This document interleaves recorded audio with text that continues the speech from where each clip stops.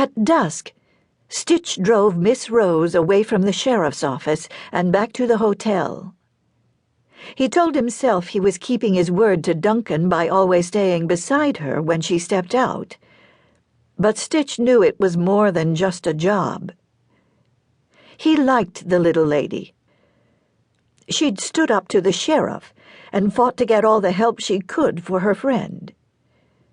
She seemed frustrated as they drove back to the Grand Hotel.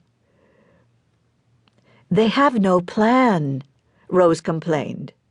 "A woman goes missing and all they said was that they saw no evidence of foul play, so therefore she must have just walked away.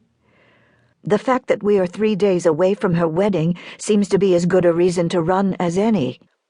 One of the deputies felt the need to tell me he'd run out on his wedding years ago with the bride walking down the aisle.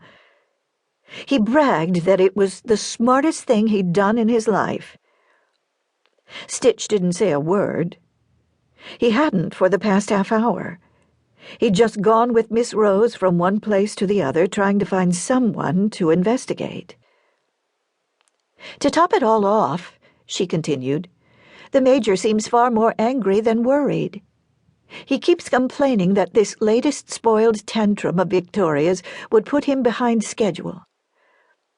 I get the feeling he's more upset about not having a wedding than he is about missing a daughter." Stitch had to agree with her there. After making a huge scene at the hotel and demanding the hotel detective find her, Major Chamberlain walked out and hadn't been seen since. He said he had business that couldn't be delayed, which Rose found intolerable and said so. The Major's answer had surprised Rose. He'd told her that his only child was a coward who couldn't stand up to him. He'd said this wasn't the first time she'd run and hidden. Rain was coming down so hard in the wind that it blew sideways. Miss Rose, to his surprise, didn't seem to notice. She was too busy talking her problems out. "What am I supposed to do, Stitch? Apparently there isn't going to be a wedding. Do I follow the bride and vanish, or do I hang around with my flowers in hand and see if she comes back?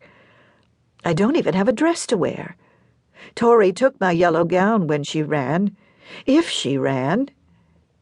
It's starting to sound unlikely that she'd dress up for the abduction, and in my dress, no less. And she didn't have to steal it. I would have given it to her gladly. Can you imagine asking me to wear a dress with roses on it?"